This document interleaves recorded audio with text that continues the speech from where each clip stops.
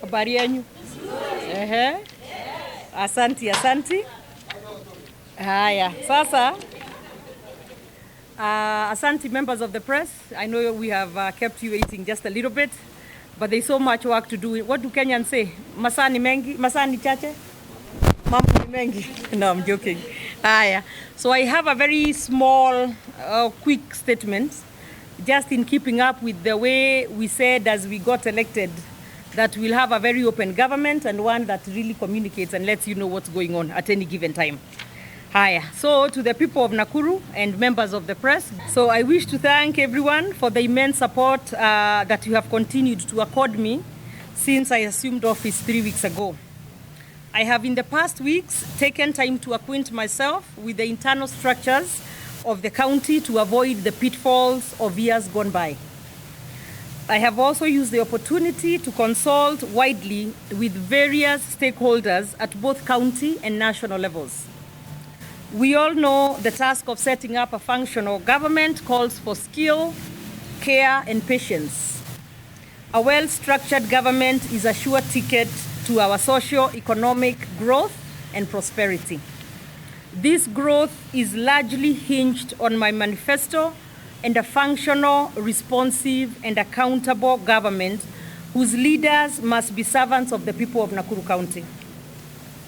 The unassailable social contract between myself and the people of Nakuru demands for astuteness in the management of their resources and unprevailed delivery of services.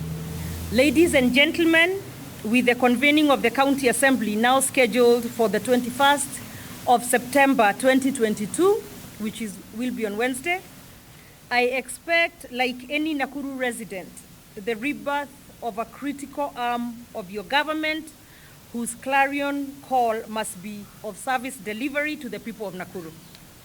I look forward to a harmonious working relationship with the Assembly for a fast realization of our goals, aspirations, and promises to our people. With the Assembly in place, I shall be moving with speed to have the necessary structures set up and critical policy papers tabled for consideration and approval.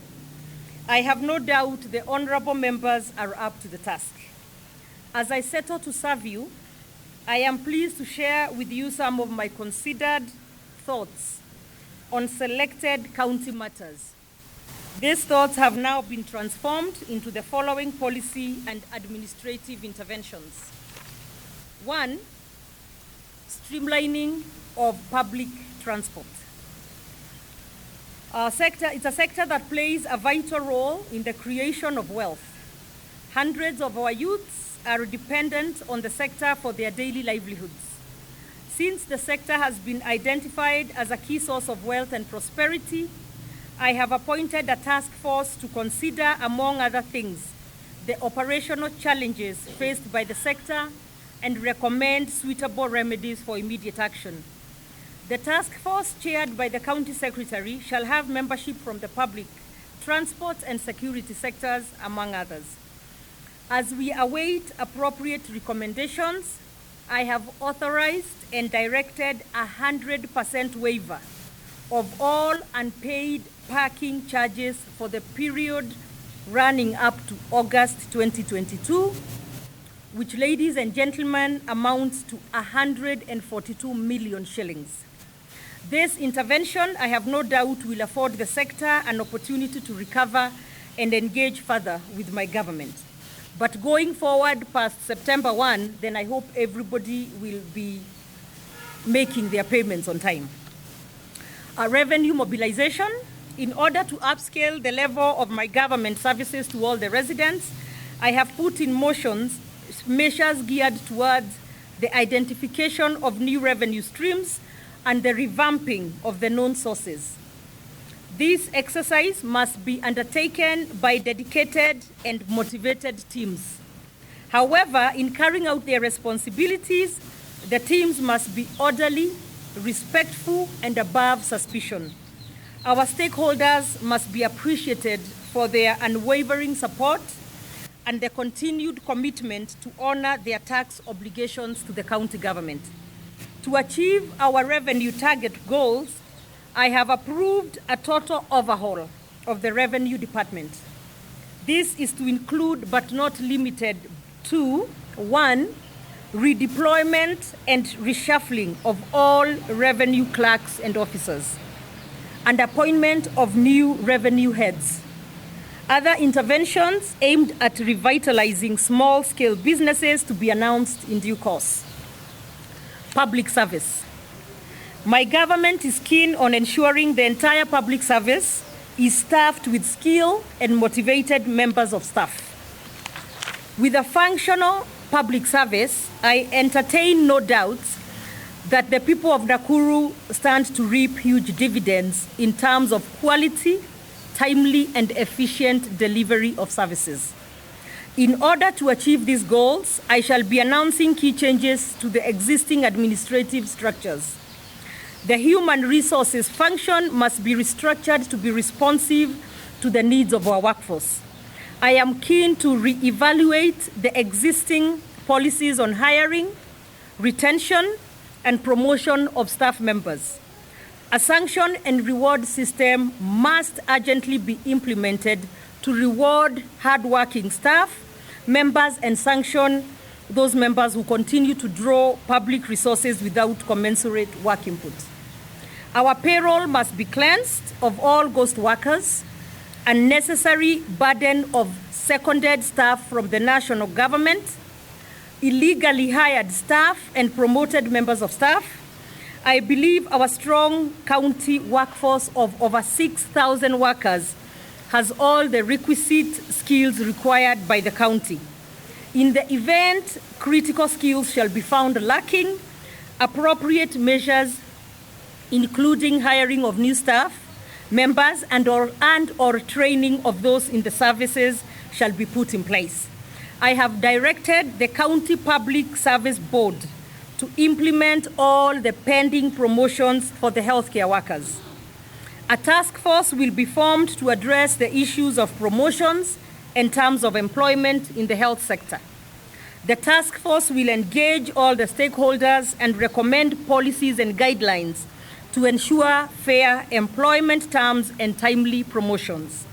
Since there are different types of contracts, the task force will recommend on how they will be transitioned into permanent and pensionable. General commerce suppliers and contractors. For the county to grow in all spheres, those engaged in whatsoever businesses, including trading with the county, must now start to enjoy business-friendly policies, including waiver of county fees and charges, timely processing of payments, efficient management of supply chain and financial systems, among other interventions. A sustained corrupt business environment, a bureaucratic supply chain and financial system, unless checked, shall be the biggest bane to our economic empowerment journey. Deliberate steps must be taken to address the prevailing business environment. Since the country's bottom-up economic model has its place in our devolved unit, I commit to, among other things, 1, roll out in the coming days appropriate policies geared towards the promotion of a business-friendly environment for commerce to thrive. Our small-scale traders and youths must start to reap the benefits of our economic model.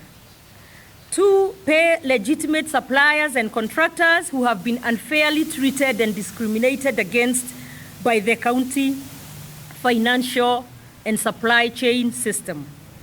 To all staff departments with qualified supply chain specialists and accountants, have issued instructions for the immediate restructuring of the supply chain management, including new deployments. Many counties have had ghost workers for quite a long time. Nakuru County is one of it. There are people who are behind the recruitment of these ghost workers. What are some of the steps that you are going to take against such people? Well, let me first establish that there is ghost workers, and we'll be able to establish that by carrying out an audit. And once the audit, the report comes back, then we shall be able to handle anything that is irregular, any ghost workers, so to speak, any illegal hirings and that sort of stuff. So I will be able to we shall be able to cross that bridge when we get to it.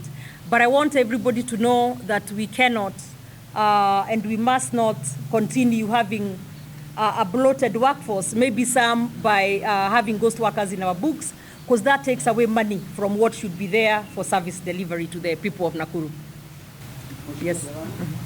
Sasa tunaona kwamba bunge la kaunti ya Nakuru linajitayarisha kutafuta spika. Tumekuwa na madai kwamba kuna baadhi ya wale wanaotazamia hiyo nafasi unajaribu kuwa support na warai. Unasema namna gani? I'm the governor of the county of Nakuru. I'm not seeking to be the speaker of Nakuru. Thank you. Yes.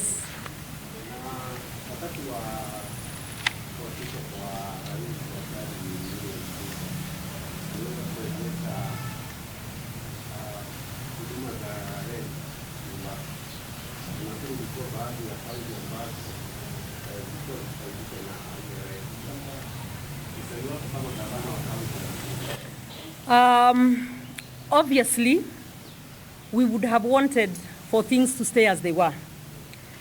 But given that he did go around the country and was given an overwhelming mandate to be the President of the Republic of Kenya, then as much as I'm asking you for the support on my agenda, then we let him do what is best for the country as the President of the Republic.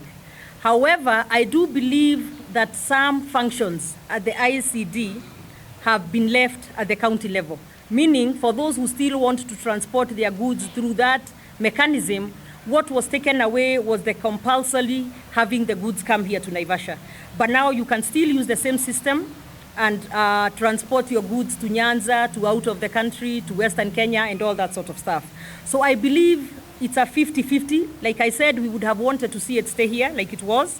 However, I have spoken with the president on that issue, and what the president has promised is that he will put he'll give us every necessary help, including resources, to make sure that our dream of having a functional economic zone in Naivasha comes to be. And I'm sure we shall have a lot of employment from that economic zone. We shall have manufacturing, we shall have lots of jobs, and it will revive our economy for the county. So I believe eventually we shall come out okay. That I forgot to mention, of some casual workers that have gone for months without being paid, and I have directed that they be paid immediately, because we shall not be having people work without pay. So asante sana, members of the press, and I appreciate you and thank you for your time. Asante. Thank you. Asante.